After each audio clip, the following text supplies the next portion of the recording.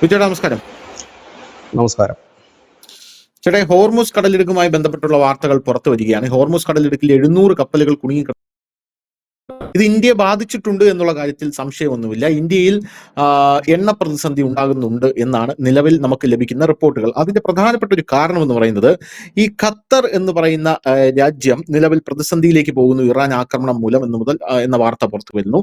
ഇതിൽ ലോകത്തുള്ള ഗ്യാസ് വിതരണം ചെയ്യുന്ന പ്ലാന്റ് അവൻ അടച്ചുപൂട്ടി എന്നുള്ള വാർത്ത പുറത്തു വരുന്നുണ്ട്. അത് ഇന്ത്യയും ബാധിച്ചു എന്ന് പറയുന്നുണ്ട്.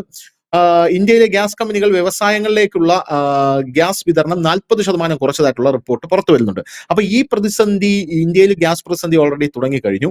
ഇനി അടുത്ത വരാൻ പോകുന്നത് ഒരു എണ്ണ പ്രതിസന്ധിയാണോ? എങ്ങനെയായിരിക്കും ഇന്ത്യ ഈ പ്രതിസന്ധിയെ മറികടക്കാൻ പോകുന്നത്? നേരത്തെ തന്നെ ഇന്ത്യയുടെ സർക്കാർ പറഞ്ഞിരുന്നത് 25-30 ദിവസത്തേക്കുള്ള എണ്ണ ഓൾറെഡി നമുക്ക് സ്റ്റോക്ക് ഉണ്ടെന്നാണ് പറഞ്ഞിരുന്നത്. പോരാത്തതിന് ഇത് വിഷമിക്കേണ്ട കാര്യമില്ല, ഒരു പ്ലാൻ ബിയും ഇന്ത്യ സെറ്റ് ചെയ്തിട്ടുണ്ടെന്ന് പറയുന്നു. അപ്പൊ ഈ ഒരു സാഹചര്യം നമുക്ക് മറികടക്കാനായിട്ട് ബുദ്ധിമുട്ടുമോ, അല്ലെങ്കിൽ ഈ പ്രതിസന്ധിയിൽ നമ്മുടെ രാജ്യം വല്ലാതെ കഷ്ടപ്പെടുന്ന ഒരു സാഹചര്യം ഉണ്ടാവും?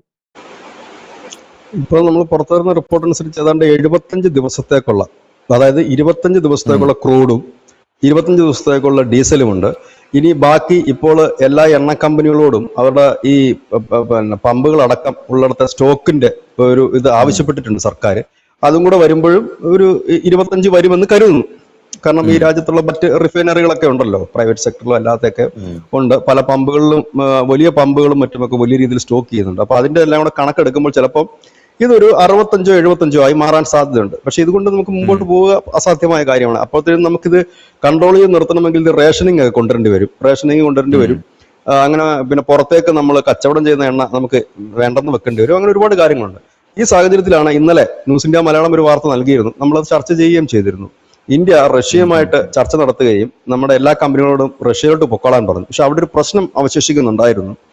ഈ ഷിപ്പുകൾ ആക്രമിക്കപ്പെടാനോ ഇല്ലെങ്കിൽ അവർക്ക് ഇൻഷുറൻസ് ഇല്ലാതെ അവിടെ എത്തിക്കാനോ ഒക്കെ ഉള്ള ഒരു പ്രശ്നമുണ്ടായിരുന്നു. അപ്പോൾ റഷ്യയുടെ ഒരു പ്രസ്താവന ഇപ്പോൾ വന്നിട്ടുണ്ട്. ഇന്ത്യക്ക് ഞങ്ങൾ എല്ലാവിധ സംരക്ഷണവും നൽകും. ഇന്ത്യ അവിടെ നിന്ന് എണ്ണ കൊണ്ടുവരികയാണെങ്കിൽ ആ എണ്ണ ടാങ്കറുകൾക്ക് ഞങ്ങളുടെ സൈന്യത്തിന്റെ അകമ്പടി സേവിക്കും. അതായത് സൈനിക കപ്പലുകൾ, പടക്കപ്പലുകൾ അകമ്പടി സേവിക്കും. അത് സേഫായി ഞങ്ങൾ ഇന്ത്യയിൽ എത്തിക്കും എന്നാണ് പറഞ്ഞിരിക്കുന്നത്. ഇത് നല്ലൊരു ഓപ്ഷനാണ്. കാരണം റഷ്യയുടെ കപ്പലുകളുടെ വലയത്തിനുള്ളിൽ ഈ ഇന്ത്യൻ ടാങ്കറുകൾ വന്നാൽ ആക്രമിക്കപ്പെടാനുള്ള സാധ്യതകൾ ഒട്ടും തന്നെ ഇല്ല എന്ന് തന്നെ പറയാം. കാരണം റഷ്യയുടെ ഈ പടക്കപ്പൽ ആക്രമിക്കുക എന്നുള്ളത് പ്രത്യേകിച്ച് ആരും ഈ അവസരത്തിൽ ചെയ്യാൻ സാധ്യതയില്ലാത്ത ഒരു കാര്യമാണ്. കാരണം ഇപ്പൊ ഇറാന്റെ ഷിപ്പ് മുക്കുന്നതാണൊക്കെ ഇല്ല, ഹൂത്തികളെ തല്ലുന്ന പോലെയോ ഇവിടെ വന്നിട്ട് ചെയ്യാൻ പറ്റില്ല.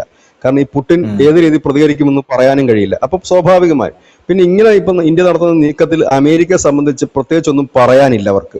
കാരണം വലിയ ഊർജ്ജ പ്രതിസന്ധിയെ നേരിടുന്നു. ഒരു ദിവസം 6 ദശലക്ഷം ബാരൽ ക്രൂഡ് ഓയിൽ വേണ്ട ഒരു രാജ്യമാണ് ഇന്ത്യ. അവിടെ നിന്ന് നമുക്ക് മിഡിൽ ഈസ്റ്റിൽ നിന്ന് മാത്രം നമുക്ക് ഒരു ദിവസം നമ്മൾക്ക് വേണ്ട ഇറക്കിക്കൊണ്ടിരുന്നത് 2.7 ദശലക്ഷം ബാരൽ ക്രൂഡാണ്. അതാണ് ഇപ്പോൾ ഇല്ലാതാകുന്നത്. അപ്പൊ അത് നമുക്ക് മെയിൻറ്റെയിൻ ചെയ്യേണ്ട ആവശ്യമുണ്ട്. അതിപ്പോൾ നമ്മൾ റഷ്യയുടെ നിന്ന് എത്ര കൂടുതൽ എടുത്താലും നമ്മൾ ഏറ്റവും കൂടുതൽ റഷ്യയുടെ നിന്ന് എടുത്തിരിക്കുന്നത് 2.7 ദശലക്ഷം ബാരൽ ക്രൂഡായിരുന്നു. ഇപ്പൊ ചിലപ്പോൾ നമുക്കൊരു 3-3.25 ഒക്കെ എടുക്കാനേ അവിടുന്ന് പറ്റൂ നമുക്ക്.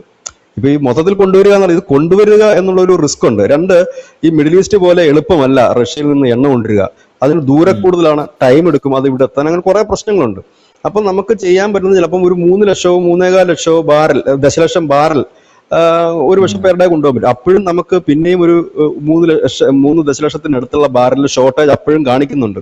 ഇനി കുറച്ച് നമ്മൾ വെനിസുലയിൽ നിന്ന് എടുക്കുക എന്ന് വെക്കുക, മിഡിൽ ഈസ്റ്റിൽ നിന്ന് എന്താണ് അവസ്ഥ എന്ന് അറിയില്ല.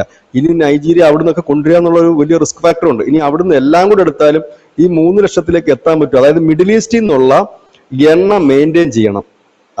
മിഡിൽ ഈസ്റ്റിൽ നിന്ന് വന്നുകൊണ്ടിരുന്ന 2.7 എന്ന് പറയുന്ന അല്ലെങ്കിൽ 2.7 ദശലക്ഷം ബാരൽ എന്നുള്ള ആ ക്രൂഡ് മെയിൻറ്റെയിൻ ചെയ്യണമെങ്കിൽ നമ്മളത് വേറെ വഴി നോക്കേണ്ടി വരും. ഇപ്പൊ റഷ്യയിൽ നിന്ന് നമ്മൾ കുറച്ചുകൂടെ കൂടുതൽ വാങ്ങിക്കഴിഞ്ഞാൽ നമ്മുടെ പകുതി പ്രശ്നം തീരും. പക്ഷെ അപ്പോഴും പകുതി പ്രശ്നം അവിടെ കിടക്കുകയാണ്.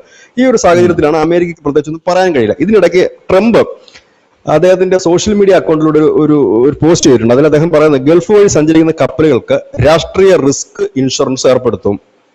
സാമ്പത്തിക ഗ്യാരണ്ടി ഏർപ്പെടുത്താനായിട്ട് united state international development finance കോർപ്പറേഷനോട് ആവശ്യപ്പെട്ടു കഴിഞ്ഞു.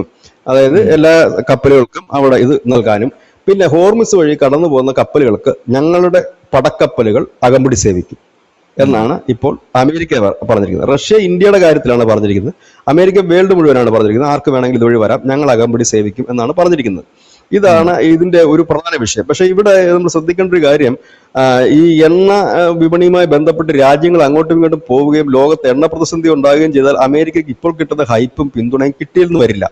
അതിനിടയിൽ ഈ ആക്രമണം മറ്റൊരു രീതിയിൽ വ്യാപിപ്പിക്കാനുള്ള ശ്രമം ഇസ്രായേലും അമേരിക്കയും തുടങ്ങിയിട്ടുണ്ട്. അതായത് ഇറാനിനുള്ളിൽ തന്നെ ഒരു സൈന്യത്തെ ഇറക്കിക്കൊണ്ട് ഇറാനിനുള്ളിൽ ഒരു ആഭ്യന്തര കലാപമാണ് അവർ ആസൂത്രണം ചെയ്യുന്നത്. ഇതിന്റെ ഭാഗമായിട്ട് കുർദിസ്ഥാനിൽ ഉള്ള കുർദിഷ് പോരാളികളെ നമ്മൾ ഇന്നലെ തന്നെ പറഞ്ഞിരുന്നു, കളത്തിലിറക്കാൻ വേണ്ടി CIA അവർക്ക് ആയുധങ്ങൾ ഉൾപ്പെടെ വിതരണം ചെയ്തു എന്നൊരു വാർത്തയാണ് ഇപ്പോൾ പുറത്തു വരുന്നത്. അവരെ അകത്തോട്ട് കടത്തിവിടാനായിരുന്നു ഇന്നലെ ഇറാന്റെ വടക്ക് പടിഞ്ഞാറൻ അതിർത്തി, അതായത് ഇറാഖുമായി ചേർന്ന് നടക്കുന്ന അതിർത്തിയിലൊക്കെ ഇസ്രായേൽ കനത്ത ബോംബിംഗാണ് ചെയ്തിരുന്നത്. അപ്പൊ അതുവഴി ഇവരെ അകത്തേക്ക് കടത്തിവിടുക, ഇവിടെ ആഭ്യന്തരമായ പ്രശ്നങ്ങൾ ഉണ്ടാക്കുക. ഈ കുർദിസ്ഥാൻ മേഖലയിൽ പ്രവർത്തിക്കുന്ന കുർദിഷുകളാണ്. അവരെ സംബന്ധിച്ച് പറഞ്ഞാൽ സ്വന്തമായ ഒരു രാജ്യം കുർദിഷുകൾക്കില്ല. ഇറാനിലും ഇറാഖിലും ഇടയ്ക്കിനെ കിടക്കുന്ന ഒരു ടീമാണ് അവർ. അപ്പൊ അവരെ കടത്തിവിടുക. ചിലപ്പോൾ അവർക്ക് ഓഫർ നൽകുന്നത്, പണ്ട് ഈ യസീദുകൾക്കും കുർദുകൾക്കും ഒക്കെ ഇറാഖിൽ ഒരു പ്രദേശം പിന്നെ ഈ ട്രംപല്ല അമേരിക്ക വിട്ടുകൊടുത്തിരുന്നു. ഇറാഖ് അമേരിക്ക യുദ്ധത്തിന് ശേഷം ഛിന്ന ഭിന്നമായി പോയല്ലോ ഇറാഖ്. അപ്പൊ കുറച്ച് പ്രദേശം നിങ്ങളുടെ അധീനതയിൽ ഉള്ള സ്വയംഭരണ പ്രദേശമായിട്ട് വിട്ടുകൊടുത്തിരുന്നു. അതുപോലെ ഇറാൻ തകരുകയാണെങ്കിൽ ഈ കുർദുകൾക്ക്, ഇറാനിലുള്ള കുർദുകൾക്ക് ഒരു പ്രദേശം വിട്ടുകൊടുക്കുക എന്നുള്ളതാണ്. ഇത്രയും ഭാഗം നിങ്ങളുടെ സ്വയം ഭരണ അവകാശമുള്ള പ്രദേശം വിട്ടുകൊടുക്കുക. ഇപ്പം നമ്മുടെ ഈ അഫ്ഗാനിസ്ഥാനിലൊക്കെ ഫുള്ള് താലിബാൻ അല്ല ഭരിക്കുന്നത്. അവിടെയൊക്കെ പല ഗോത്രങ്ങൾക്കും സ്വയം ഭരണ അധികാരം കൊടുത്തിട്ടുണ്ട്. അത് പ്രത്യേകിച്ച് അത് ഈ റഷ്യൻ വംശജരായിട്ടുള്ള പഴയ ഗോത്രവർഗ്ഗങ്ങളുണ്ട്, റഷ്യയുടെ വേരുകളുള്ള പഴയ ഗോത്രവർഗ്ഗങ്ങളുണ്ട്. അതുപോലെ ഇന്ത്യയുടെയും ഒക്കെ ഉണ്ട്. അപ്പൊ അത്തരം ഗോത്രവർഗ്ഗങ്ങൾക്ക് അവരുടേതായ ആചാരങ്ങളും സിസ്റ്റങ്ങളുമാണ്. അപ്പം അവർക്ക് ആ ഒരു ഏരിയ കൊടുക്കുക എന്നുള്ളതാണ്. അപ്പം ഇവിടെയും അങ്ങനെ ചെയ്യാൻ വേണ്ടിയിട്ടായിരിക്കും ഇത് കൊണ്ടിരുന്നത്. അപ്പൊ യുദ്ധം അവസാനിപ്പിക്കുകയല്ല, ഈ പ്രതിസന്ധിയെ എങ്ങനെ മറികടക്കും, ഇല്ലെങ്കിൽ ഇറാനെ എങ്ങനെ തകർക്കും. കാരണം ഈ അമേരിക്ക ഇപ്പോൾ മുമ്പോട്ട് വെച്ചിരിക്കുന്നത് ഇത് ആത്യന്തികമായ ഒരു യുദ്ധമാണ്, അവസാന യുദ്ധം എന്നാണ് ട്രംപും പറയുന്നത്. കാരണം ഇറാന് എതിരെയുള്ള അവസാന യുദ്ധം എന്നാണ് പറയുന്നത്. അപ്പൊ സ്വാഭാവികമായി അവരുടെ ലക്ഷ്യം തീരുന്നത് വരെ ഈ കൂടുള്ള രാജ്യങ്ങളെ പിടിച്ചു നിർത്തണ്ടേ. ഇപ്പൊ ഒരുപാട് രാജ്യങ്ങളൊന്നും മിണ്ടാതിരിക്കുന്ന വെച്ച് കഴിഞ്ഞാൽ അവർക്കിപ്പോ എണ്ണ കിട്ടുന്നുണ്ട്. ഈ എണ്ണയും പിണ്ണാക്കൊന്നും കിട്ടാതെ വന്നു കഴിഞ്ഞാൽ ഇവരെല്ലാം തിരിയും. സ്വാഭാവികമായി തന്നെ അമേരിക്ക ഞങ്ങളെ കൂടെ ഈ പ്രതിസന്ധി, ഇത് നമ്മൾ പണ്ടും പറഞ്ഞൊരു കാര്യമാണ്, എല്ലാവരും കൂടെ പെട്ടുപോകുമെന്ന് പറയുന്നത് നമ്മൾ എപ്പോഴും നാക്കുളച്ചാൽ പറഞ്ഞൊരു കാര്യം, എല്ലാവരും പെട്ടുപോകും. അപ്പൊ എല്ലാവരും കൂടെ പെട്ട് കഴിഞ്ഞാൽ സ്വാഭാവികമായിട്ട് ഈ പിന്തുണയോ ഇതൊന്നും പല രാജ്യങ്ങളും നൽകാനുള്ള സാധ്യതയില്ല. അപ്പൊ പിന്നെ യൂറോപ്യൻ രാജ്യങ്ങൾ ചെയ്യാൻ പോകുന്ന ഒരു കാര്യം എന്താണെന്ന് വെച്ച് കഴിഞ്ഞാൽ, ഈ ഫ്രാൻസ് അടക്കം ജർമ്മനി അടക്കമുള്ള രാജ്യങ്ങൾ ചെയ്യാൻ പോകുന്ന കാര്യം, സർവ്വവിധ സന്നാഹങ്ങളും അമേരിക്കയ്ക്ക് നൽകിക്കൊണ്ട് പെട്ടെന്ന് ഈ യുദ്ധം അവസാനിപ്പിക്കാൻ പറയും. ഒന്നുകിൽ അടിച്ചു നോക്കുക, ഇല്ലെങ്കിൽ അടിച്ചു തീർക്കുക.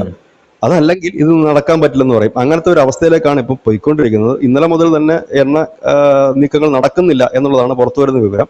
750ഓളം കപ്പലുകൾ ഇതിൽ പെട്ടുകിടപ്പുണ്ട്. അവരെ മോചിപ്പിക്കുന്നതിനുള്ള ശ്രമങ്ങൾ ഇന്ത്യ ഗവൺമെന്റ് നടത്തുന്നുണ്ട്. നമ്മൾ ഈ ടെഹ്റാൻ എംബസി വഴി ശ്രമം നടത്തുന്നുണ്ട്. അതുപോലെ ഒമാൻ എംബസി, കാരണം ഒമാന്റെയും ഇറാന്റെയും അണ്ടറിൽ വരുന്ന ഒരു പ്രദേശമാണ് ഹോർമിസ്. അപ്പൊ അതുകൊണ്ട് അവരുമായിട്ട് നമ്മൾ ചർച്ച നടത്തുന്നുണ്ട്. അമേരിക്ക ഉൾപ്പെടെയുള്ള രാജ്യങ്ങളുമായിട്ട് ചർച്ച നടത്തുന്നുണ്ട്.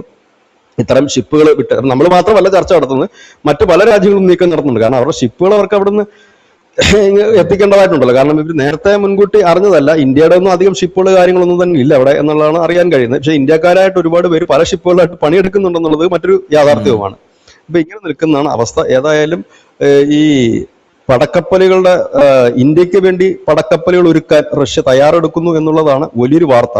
ഇന്ത്യ ഇപ്പോൾ ഇന്നലെ ധൃതി പിടിച്ചൊരു നീക്കമായിരുന്നു നടത്തിയ ചർച്ചയും മറ്റും റഷ്യയുമായി നടത്തിയിട്ടുണ്ട്. അപ്പൊ റഷ്യൻ സഹായത്തിൽ എണ്ണ കൊണ്ടുവരിക എന്നുള്ളതാണ് ഇന്ത്യയുടെ ലക്ഷ്യം എന്ന് തന്നെ പറയേണ്ടി വരും. കാരണം ഈ അവസരത്തിൽ ഇനിയിപ്പോ ട്രംപ് 50% താരിഫ് കൂട്ടാൻ പറ്റും. ഇനിയും പിഴ താരിഫ് കൂട്ടാൻ കഴിയും. കാരണം ഇന്ത്യക്ക് വേണ്ടി ഇനിയിപ്പോ റഷ്യ വീണ്ടും രംഗത്തെത്തുമ്പോൾ ട്രംപ് വെറുതെ ഇരിക്കും എന്ന നമ്മൾ വിചാരിക്കുന്നതിൽ എന്തെങ്കിലും അർത്ഥമുണ്ടോ? അല്ല, അതിനെക്കുറിച്ചും നമ്മളിപ്പോ എണ്ണ അവിടെ നിന്ന് നിർത്തിയിട്ടില്ല എന്ന് കുറച്ചതേ ഉള്ളൂ. അതിനെക്കുറിച്ചും ഇന്നലെ കേന്ദ്ര സർക്കാർ വൃത്തങ്ങൾ പറഞ്ഞത് താരിഫ് ഉയർത്തിയാലും പ്രശ്നമില്ല എന്നാണ്. കാരണം 50% താരിഫ് ഉള്ളപ്പോഴാണല്ലോ നമ്മൾ റഷ്യയിൽ നിന്ന് എണ്ണ കൊണ്ടുവന്നത്. അപ്പൊ താരിഫ് ഉയർത്തിയാലും പ്രശ്നമില്ല, റഷ്യയിൽ നിന്ന് എണ്ണ എത്തിക്കുക എന്നുള്ളത്. പക്ഷെ നമ്മൾ അനുഭവിക്കുന്ന കുറെ റിസ്ക് എന്താണെന്ന് വെച്ച് കഴിഞ്ഞാൽ, വേണ്ടത്ര ടാങ്കറുകൾ അത് എത്തിക്കാനില്ല. പിന്നെ റഷ്യയുടെ ഒക്കെ ഈ ഷാഡോ ഫ്ലീറ്റുകളൊക്കെ ഉണ്ട്, 10,500 ഷാഡോ ഫ്ലീറ്റുകളും ഡാർക്ക് ഫ്ലീറ്റുകളും ഒക്കെ ഉണ്ട്. അതുവഴി അവരുടെ അകമ്പടിയോട് കൂടി എണ്ണ എത്തിക്കുക എന്നുള്ളതായിരിക്കും ഇനി നടത്താൻ പോകുന്ന നീക്കം. ഒറ്റ ദിവസം കൊണ്ടൊക്കെ റഷ്യയുടെ കപ്പലാക്കി മാറ്റാൻ പറ്റും ആരുടെയെങ്കിലും ഒക്കെ കപ്പലുകൾ, ഈ ഷാഡോ ഫ്ലീറ്റ് ഒക്കെ. അപ്പൊ അങ്ങനത്തെ ഒരു വഴിയിൽ എത്തിക്കുക എന്നുള്ളതായിരിക്കും. വൈവിധ്യവൽക്കരിച്ചിട്ടുണ്ട് എന്ന് പറയുന്നതിൽ നിരന്തരം പറയുന്നുണ്ടല്ലോ. അപ്പൊ അതുവഴി നമുക്കൊരു നീക്കം നടത്താനായിട്ട് പറ്റത്തില്ല ബിച്ചേട്ടാ? ധനുഷ, അതിനകത്ത് ഒരു പ്രശ്നം എന്താണെന്ന് വെച്ച് കഴിഞ്ഞാൽ ഇത് പല സ്ഥലങ്ങളിൽ കിടക്കുന്ന രാജ്യമാണ്. റഷ്യയുടെ കയ്യിൽ നിന്ന് വരുന്ന മിഡിൽ ഈസ്റ്റിൽ നിന്ന് നമ്മൾ എണ്ണ കൊണ്ടുവരുന്നതിന്റെ ഡബിൾ ടൈം എടുക്കും. അതിന്റെ ഇരട്ടി ദിവസങ്ങളാണ് നമ്മൾ റഷ്യയുടെ നിന്ന് എണ്ണ കൊണ്ടുവരാൻ എടുക്കുന്നത്. ഇതിനേക്കാളും റഷ്യയുടെ നിന്ന് എണ്ണ കൊണ്ടുവരുന്നതിനേക്കാളും 4-5 മടങ്ങ് ടൈം എടുക്കും വെനുസുലയിൽ നിന്ന് എണ്ണ കൊണ്ടുവരാനായിട്ട്. നമുക്ക് ഈ എണ്ണ എന്ന് പറയുന്നൊരു സാധനം അനുസൂതം ഒഴിയെങ്കിൽ മാത്രമേ ഇവിടെ ബ്ലോക്ക് ഇല്ലാതിരിക്കുകയുള്ളൂ. ഇപ്പൊ ഇവിടെ സംഭവം എന്താ വെച്ച് കഴിഞ്ഞാൽ ഒരു ബ്ലോക്ക് വന്നു കഴിഞ്ഞാൽ പെട്ടെന്ന് നമ്മുടെ രാജ്യം പതുക്കെ പതുക്കെ നിശ്ചലമാകും. അതായത് റേഷനിങ് സമ്പ്രദായം കൊണ്ടുവരും, ഇല്ലെങ്കിൽ പെട്രോൾ പമ്പുകൾക്ക് നിർദ്ദേശം കൊടുക്കും വൈകുന്നേരം 5 മണിക്ക് ശേഷം തുറക്കരുതെന്നോ വല്ല നിർദ്ദേശമൊക്കെ കൊടുക്കാനൊക്കെ ഉള്ള സാധ്യതയുണ്ട്.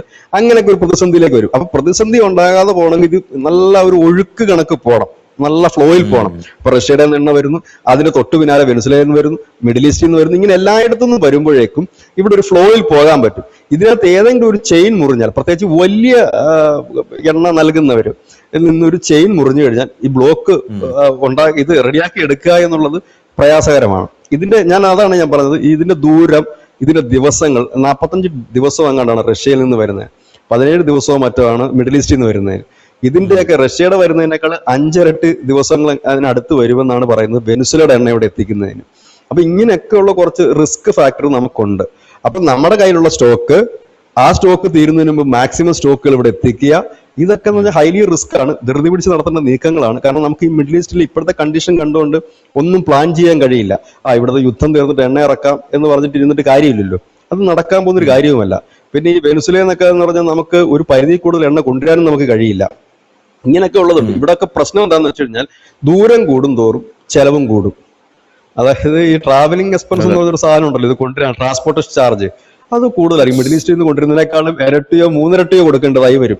അതായത് കുറഞ്ഞ പക്ഷം വെനുസുല നമ്മൾ മുമ്പ് ചർച്ച നടത്തിയപ്പോൾ നമ്മളന്ന് പറഞ്ഞിട്ട് വെനുസുല കുറഞ്ഞ പക്ഷം ഒരു $12 എങ്കിലും ബാരലിന് ഡിസ്കൗണ്ട് വെച്ചാൽ മാത്രമേ നമുക്ക് അവിടുന്ന് കൊണ്ടുവരുന്നത് മുതലാകത്തുള്ളൂ. അതാണ് നമ്മൾ കൂടുതൽ റഷ്യയെ ആശ്രയിക്കാനുള്ള കാരണം. അപ്പൊ അതുകൊണ്ട് ഇപ്പൊ ഇതിൽ നിന്നൊരു കാര്യം കൂടെ വ്യക്തമായില്ലേ, റഷ്യയുമായിട്ട് നമുക്ക് അസ്വാരസ്യങ്ങളില്ലെന്നും പിണക്കങ്ങളില്ലെന്നും ശത്രുതയില്ലെന്നും ഒന്നും എല്ലാം മനസ്സിലായില്ലേ. ഇപ്പൊ എണ്ണ അവർ തരാമെന്നും ഞങ്ങളുടെ പടക്കപ്പലുകൾ നിങ്ങൾക്ക് അകമ്പടി വരുന്നു, അതുകൊണ്ട് നിങ്ങൾ ധൈര്യമായിട്ട് ഇറങ്ങിക്കുക എന്ന് പറയണമെങ്കിൽ നമ്മളുമായിട്ട് നല്ലൊരു ബന്ധത്തിലല്ലേ നിൽക്കുന്നത്. ഇതിന്റെ ഇടയ്ക്കൊക്കെ ആരൊക്കെ പറഞ്ഞു റഷ്യ ഇപ്പൊ ഇന്ത്യ കയറി അടിക്കും, റഷ്യയുമായിട്ട് പിണങ്ങി, ട്രംപ് പറഞ്ഞു മോദി പുട്ടിന്റെ തന്തയ്ക്ക് വിളിച്ചു എന്നൊക്കെ പറഞ്ഞ് വാർത്തകൾ വരുന്നുണ്ട്. അതൊക്കെ തെറ്റാണെന്നല്ല ഇതിൽ നിന്ന് നമുക്ക് മനസ്സിലാക്കാൻ കഴിയുന്നത്.